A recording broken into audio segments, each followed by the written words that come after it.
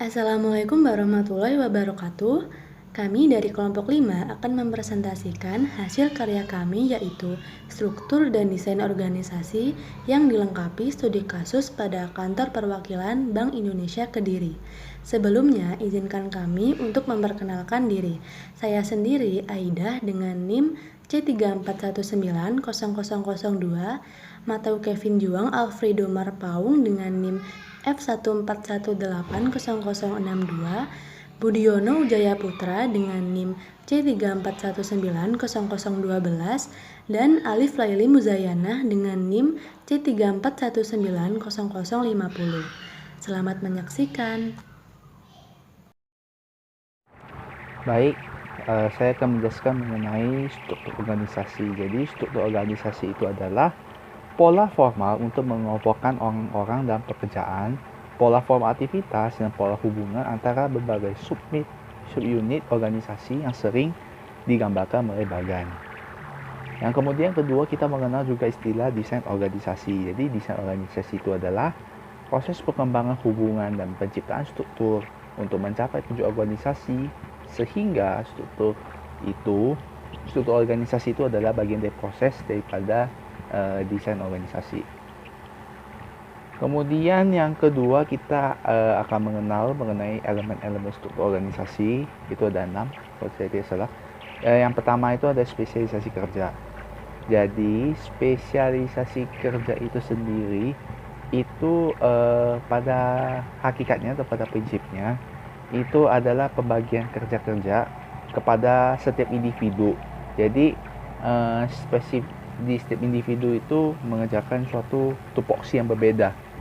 Jadi tiap individu itu mendapatkan suatu tupoksi yang berbeda, tugas yang berbeda, jadi adanya suatu spesialisasi. Kemudian kita beralih ke yang kedua, yaitu departementalisasi.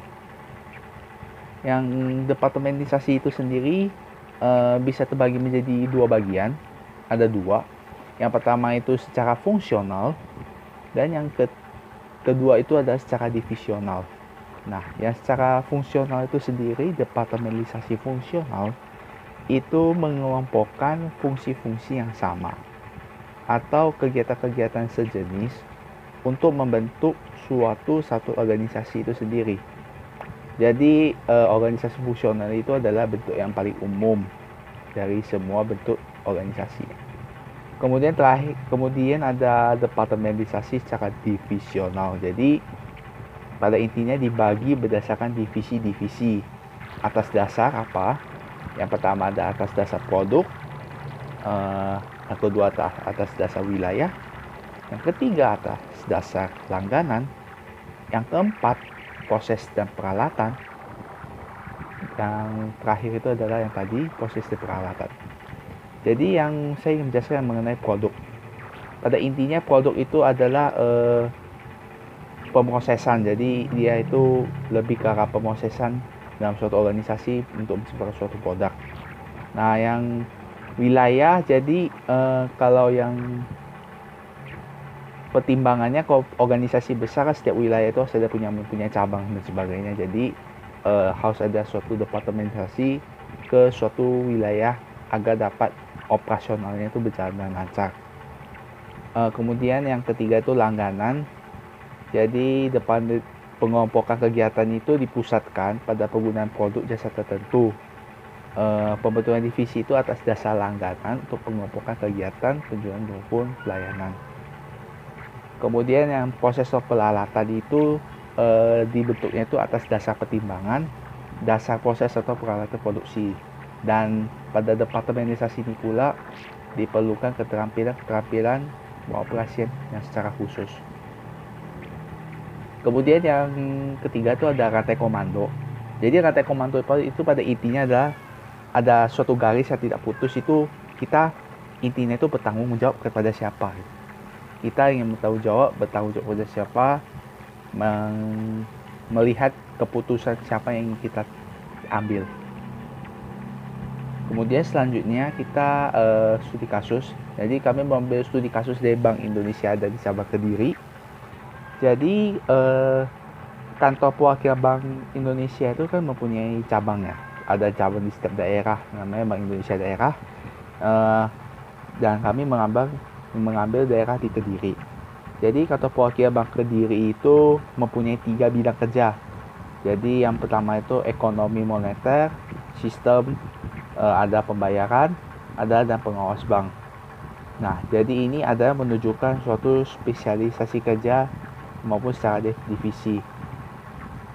Kemudian di departemenisasi Bank Indonesia itu bersifat divisional, yaitu geografis karena kantor Bank Indonesia cabang Kediri itu merupakan satuan dari Bank Indonesia yang tersebar di seluruh Indonesia. Jadi karakterisasi organisasi yang ada di setiap kantor perwakilan Bank Indonesia itu tidak sama. Nah, pada kasus ini kantor perwakilan Bank Indonesia ditetapkan tingkatan manajemen organisasi Bank Indonesia kelas 3. Nah, rantai komandonya itu sendiri terdiri atas satu kepala perwakilan membawahi 3 deputi yang memiliki 3 fungsi. Yang pertama itu bidang ekonomi moneter, yang kedua bidang sistem pembayaran dan manajemen intern, dan yang terakhir itu ada bidang pengawas bank. Jadi mempunyai rantai komando sendiri dalam kantor cabang Bank Indonesia di Kediri. Rentang kendali sangat menentukan kemampuan untuk mengendalikan tanggung jawab dalam organisasi. Rentang kendali adalah jumlah individu yang bertanggung jawab pada manajer tertentu. Lebih lanjut, rentang kendali harus mendefinisikan tidak hanya bawahan secara formal, tetapi juga mereka memiliki akses pada manajer. Tidak hanya seorang manajer bisa ditempatkan pada suatu posisi yang memiliki tanggung jawab atas anak buah langsung, tetapi juga menjadi pimpinan dari beberapa komite dan kelompok tugas. Ada 3 faktor dasar penetapan rentang kendali optimum yang sangat penting. 1. Kontak yang diperlukan. Rentang kendali yang lebar akan menghalangi frekuensi kontak dengan bawahan dan bisa menghambat proyek. Secara umum, semakin besar ambiguitas dalam pekerjaan individual, maka semakin besar kebutuhan supervisi untuk mencegah konflik dan stres. Yang kedua, derajat spesialisasi. Derajat spesialisasi pegawai merupakan pertimbangan kritis dalam penetapan rentang kendali pada semua level manajemen. Ini umumnya diterima bahwa seorang manajer pada tingkat lebih rendah, lebih khusus dan kurang rumit dibanding tingkat lebih tinggi. Manajemen dapat menggabungkan pekerjaan yang sangat spesialis dan pekerjaan yang sama ke dalam departemen yang lebih besar karena pegawai atau karyawan tidak memerlukan pengawasan yang ketat. 3. Kemampuan. Berkomunikasi, instruksi, panduan, dan kebijakan harus dikomunikasikan secara langsung kepada anak buah dalam banyak situasi.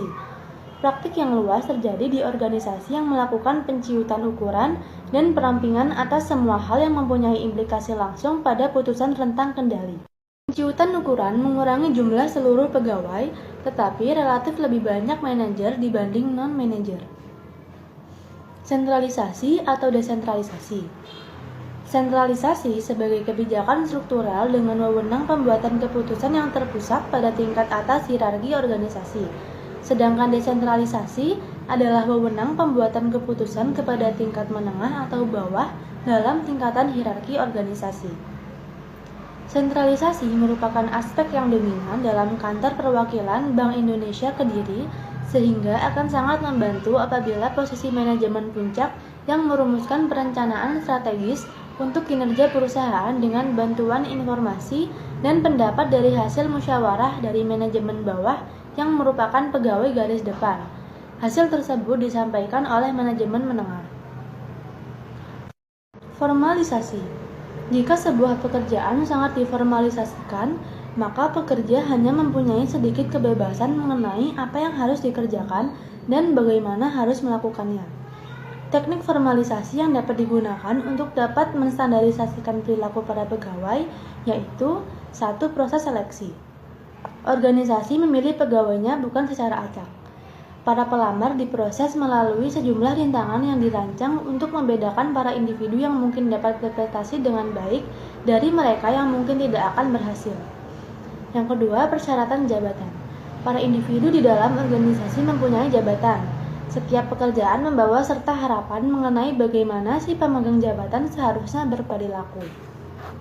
Yang ketiga, peraturan, prosedur, dan kebijakan. Peraturan merupakan pernyataan eksplisit yang ditujukan kepada seorang pegawai tentang apa yang harus atau tidak boleh dilakukan. Prosedur adalah rangkaian langkah yang saling berhubungan satu sama lain secara sekuensial yang diikuti pegawai dalam melaksanakan tugasnya. Kebijakan adalah pedoman yang menetapkan hambatan terhadap pengambilan keputusan yang dibuat oleh pegawai. Yang keempat, proses pelatihan. Pelatihan ada yang bersifat on-the-job training, misalnya pemagangan, pendampingan, atau penugasan-penugasan yang bersifat studi. Ada pula yang bersifat off-the-job training, yaitu ceramah, demonstrasi, simulasi, atau instruksi terprogram. Lalu yang kelima ada ritual. Ritual atau upacara adalah semacam pengesahan bahwa seseorang menyandang status tertentu. Implementasi formalisasi dari Kantor Perwakilan Bank Indonesia Kediri sangat diperhatikan. Hal ini dikarenakan keputusan memformalisasikan perusahaan sangat baik untuk menseragamkan para pegawai yang pasti memiliki perbedaan kepribadian dan sifat. Cara untuk melaksanakannya dengan adanya peraturan dan prosedur yang wajib dipatuhi untuk tertatanya dan terprogramnya manajemen perusahaan sehingga tetap fokus pada tujuan. Pembagian organisasi.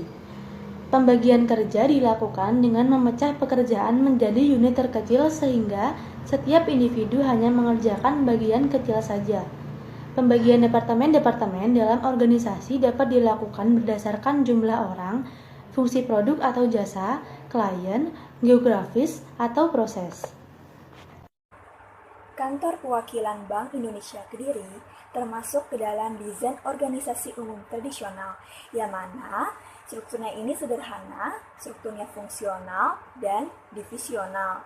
Di mana strukturnya sederhana ini, dimensi strukturnya terdiri dari variabel formalisasi, sentralisasi bank yang berpengaruh signifikan terhadap efektivitas organisasi. Selanjutnya ada struktur fungsional. Struktur fungsional ini berdasarkan fungsinya, yaitu operasi, keuangan, sumber daya manusia, dan serta penelitian yang dibuktikan dengan visi dan misinya dalam pelayanan keuangan.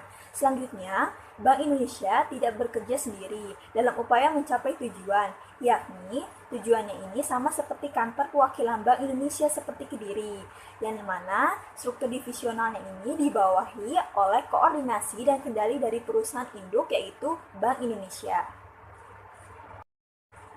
Bentuk desain organisasi dari Kantor Perwakilan Bank Indonesia Kediri termasuk sebagian besar organik dan sebagian besar mekanistik.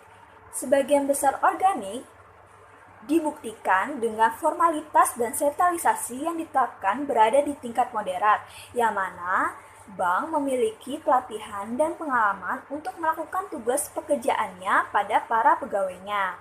Selanjutnya dicirikan dengan sebagian besar mekanistik, yang mana pelatihannya itu bersifat on-the-job training, misalkan magang, dan bersifat off-the-job training, misalkan instruksi terprogram, yang mana formalisasi dan sentralisasinya ini pada tingkat moderat, adanya pelatihan-pelatihan yang formal atau bersifat wajib. Selanjutnya kita masuk ke macam-macam organisasi. Macam-macam organisasi dibagi menjadi 5. Yang pertama, berdasarkan proses pembentukannya. Bank Kediri merupakan organisasi formal, di mana organisasi ini dibentuk secara sadar, memiliki tujuan pencapaian, yang sama seperti halnya Bank Indonesia, yakni dalam tujuan mencapai dan memelihara kestabilan nilai rupiah dapat dicapai secara efisien dan efektif. Lalu, yang kedua, berdasarkan kaitannya dengan pemerintah. Bank Kediri ini termasuk organisasi resmi, di mana dibentuk atau ada hubungannya dengan pemerintah. Hal ini dikarenakan bank tersebut di bawah naungan Kantor Perwakilan Bank Indonesia yang dulunya disebut sebagai Bank Sentral Republik Indonesia di bawah naungan pemerintah. Lalu yang ketiga berdasarkan skala ukurannya, di mana Bank Kediri ini termasuk organisasi sedang, yang mana Kantor Perwakilan Bank Indonesia Kediri ini ditetapkan tingkat manajemen organisasi BI kelas ketiga, yang membuktikan bahwa skala atau ukuran organisasi ini termasuk ke dalam skala yang sedang. Lalu selanjutnya yang keempat, berdasarkan tujuan. Berdasarkan tujuan, Bank ini termasuk ke dalam organisasi bisnis, di mana organisasi ini didirikan untuk tujuan komersil dan semua tindakannya bersifat atau bermotif laba, yang mana organisasi ini bukan termasuk organisasi sosial yang tanpa memikirkan untung atau rugi. Lalu yang terakhir berdasarkan bagan organisasi. Bagan organisasi pada Bank Kediri ini berbentuk segitiga vertikal. Hal ini disebabkan karena adanya pembagian tugas dari masing-masing pegawai yang dikelola oleh manajer bank kantor tersebut untuk meningkatkan efektivitas organisasi dari kantor perwakilan Bank Indonesia Kediri. Organisasi memiliki 3 elemen penting, yakni sekelompok orang, interaksi dan kerjasama, serta tujuan bersama. Di mana sekelompok orang ini maksudnya bank tersebut memiliki sistem organisasi dan sumber daya manusia, yakni para pegawainya, yang mana hal ini sesuai dengan kebijakan yang telah dirumuskan dan masing-masing pihak telah siap menjalankannya. Lalu, selanjutnya interaksi dan kerjasama. Interaksi dan kerjasama ini saling mengadakan hubungan timbal balik, di mana manajemen komunikasi dan informasi antara pegawai baik secara horizontal atau pimpinan kepada pegawai secara vertikal ini dalam hal ini untuk meningkatkan efektivitas dari organisasi. Selanjutnya tujuan bersama. Tujuan bersama saling berinteraksi dan saling bekerja sama yang diarahkan pada tujuan bersama dan ingin direalisasikan, yakni menetapkan dan menjalankan kebijakan moneter, mengatur, dan menjaga kelangsungan sistem dari pembayaran. Sekarang, materi mengenai keterkaitan pembagian kerja, departementasi, hierarki, dan koordinasi.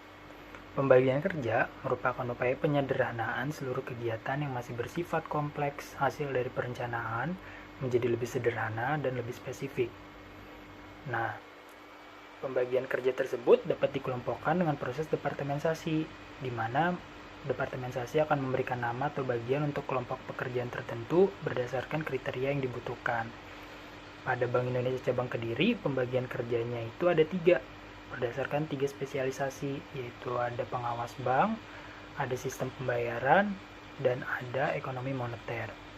Nah, setiap individu yang bekerja pada Bank Indonesia Cabang Kediri dengan spesialisasi tertentu akan dikelompokkan dalam departemen. Nah, departemen dalam Bank Indonesia disebut deputi.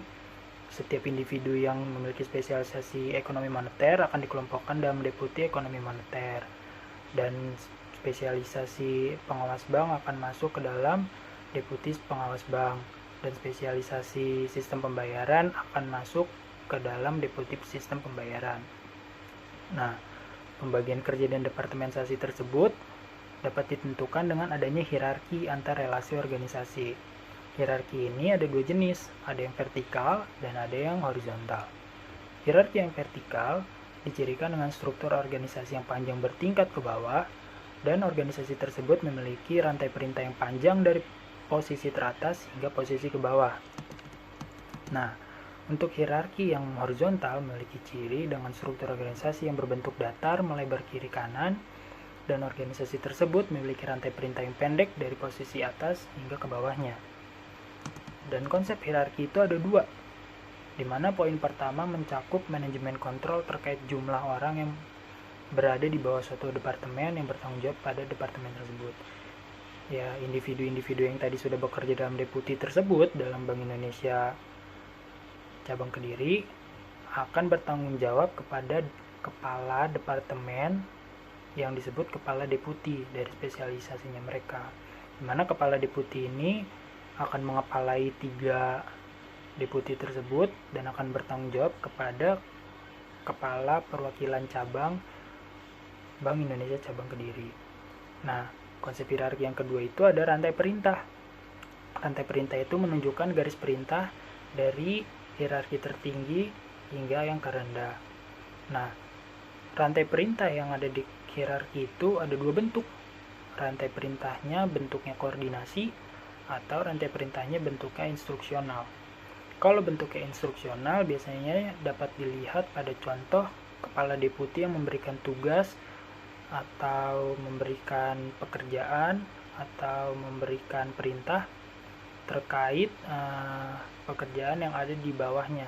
Jadi anggota-anggota atau pegawai-pegawai yang bekerja misalnya di sistem pembayaran akan menerima perintah dari kepala deputi sistem pembayaran.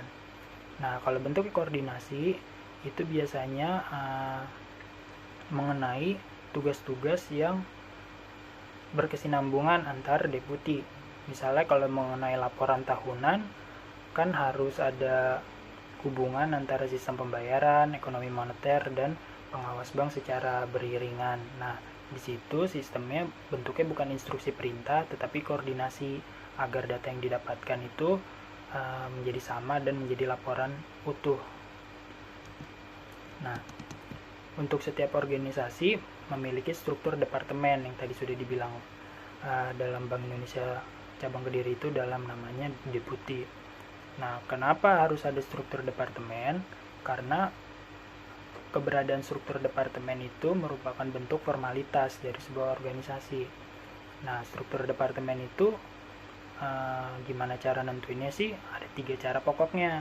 Yang pertama ada departemen fungsional, di mana departemen ini menyatukan setiap individu berdasarkan keterlibatannya dalam aktivitas yang masih berkaitan atau spesialisasinya ada di mana. Nah, yang kedua departemen divisional, di mana departemen tersebut merupakan cabang-cabang dari perusahaan pusat atau perusahaan besar. Nah, di sini Bank Indonesia cabang Kediri merupakan contoh departemen divisional karena Bank Indonesia di cabang Kediri merupakan perwakilan dari Bank Indonesia sebagai perusahaan pusat yang ada di Jakarta, dan yang ada di Kediri itu mengerjakan pekerjaannya pada wilayahnya sendiri. Itu yang namanya divisional.